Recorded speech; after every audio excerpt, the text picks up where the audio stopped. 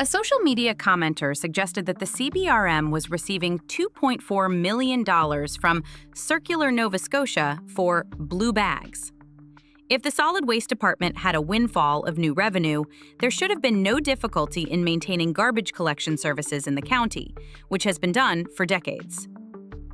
The source of the $2.4 million seems to be Circular Nova Scotia, who manages the ERP program in Nova Scotia. It charges waste producers and uses the funding collected to compensate those who collect it, which includes the CBRM and our contractors. I was familiar with ERP, or Extended Producer Responsibility, but not Circular Materials Nova Scotia that manages it.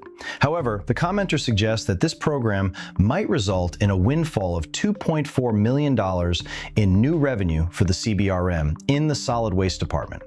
I know the CBRM can mop up new revenue quickly, but the idea is that if the solid waste department had new revenue coming in for collecting ERP recycling, the least we could do is make sure we're investing it appropriately and not failing at the basics of waste collection services. The CBRM claimed that a single contractor bid was too high, so they decided to take everything in-house. Heck, Councillor Gordon MacDonald went so far as to claim the contractors were gouging, including the CBRM's HVAC contractor, and even rambled about retaliation. But let's listen to the CBRM Chief Financial Officer tell us about that new revenue back during the March budget sessions. The other sources of revenues where there are some interesting increases is around solid waste revenues. That has increased by 1.89 million, representing a 45.7% increase. And that's mainly around the ERP revenues, the extended producer responsibility revenues. That initiative was approved in 25-26, but the revenue is new in 26-27. So that's coming in at 100%. It's 2.4 million for that line. Is the CBRM Council and the public too easily steered by the threat of tax increases? They can always shake that stick at us. Firstly, it seems like we never needed to violate the rule of, if it ain't broke, don't fix it. At least not in the solid waste department, which was running well and was expecting a cool new $2.4 million from ERP. However, even if that risk persuades us, the idea of the CBRM saving money by bringing county garbage collection services in-house seems like a bit of a stretch. Did anyone foresee that fewer trucks and fewer employees might have resulted in a problem? Not the least of those problems is exhausting the new hires and putting their health and well-being at risk trying to complete what seems like an impossible assignment these days. But also higher costs for overtime, gasoline, and use of staff and vehicles from other parts of the department or other CBRM departments in what seems like just a failed attempt to keep up. And then finally, resulting in a last-minute scramble to hire contractors again to help. To help until the people that didn't figure it out the first time, when it was all operating smoothly, suddenly become the ones to figure it out when it's in an emergency state. The director, John Phelan, didn't even speak during the emergency meeting, as far as I observed.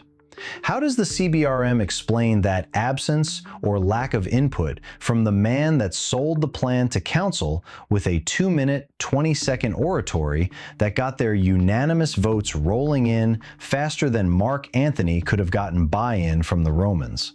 Come on, you read Julius Caesar in high school. They made you, so I'm not explaining it. However, let me float an idea. The call-to-haul pilot is failing based on it taking too long to acquire scheduled appointments. It seems to be inefficient. We definitely need to cancel the pilot, in my opinion. However, if we're not meeting performance targets, we could consider suspending the program now, if that's within our contractual abilities to do so, and then save on the overall program cost before we burn through it all at low efficiency. Secondly, we recognized, as per that emergency meeting, that we failed at our attempt to maintain garbage collection services after taking over. So let's issue new tenders immediately for all 3 blocks of county collection, seeking contractors again. Unless we have an exit clause on the new trucks lease, we'll require that the contractors utilize our trucks or understand that doing so will help their bid come in lower, with the CBRM covering the costs until completion of that truck leasing agreement.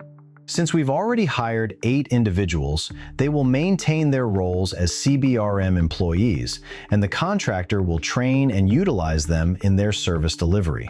Kind of like the CBRM contracting staffing services back to the contractor. They will be managed by the contractor, but be employed by the CBRM. The contractor bids must include how much of a reduction they've built into their bid for the employees that will work under their direction, in order to offset the CBRM's HR costs for the 8. However, the contractors, as private enterprises, will hire as many additional employees as necessary to maintain the quality of service standards under terms of employment that are up to them to devise, and they may use their own equipment as necessary. Hopefully, they can hire many of the up to 30 employees that may have been laid off due to CBRM effectively downsizing and creating a net loss of jobs in the local workforce when trying to force just 8 employees to do the job of 30 on their own. If you think that's too complex, no worries. Option 2 is to let the CBRM take their 8 trucks and their 8 employees and assign them whichever of the 3 blocks they think they can actually handle. Then they'll tender out the remaining 2 blocks to contractors. If the CBRM's new county collection team can't handle all 3 blocks, but are busting their butts trying, simply remove 2 blocks and give them the largest one. And they should be able to get by without getting hurt in the process. And if a couple trucks go down, they can still cope. If the CBRM thinks that just leasing many more trucks and recruiting more unexperienced employees will work, maybe they're right. But it's going to cost a heck of a lot more than what they said it will cost. There's no time for digging our heels in now and getting stubborn. Don't double down on mistakes. Fix it correctly. And when we're done, we'll decide if this was a one-off mistake or if we need to make management changes. That's the starting point. When we compare what the CBRM is spending, including all extra costs, to fail at county garbage collection, we'll probably discover that the contractors who have been doing it for decades will, unsurprisingly, be able to fix the mess at comparable or lower costs. And we'll get our garbage picked up reliably once again.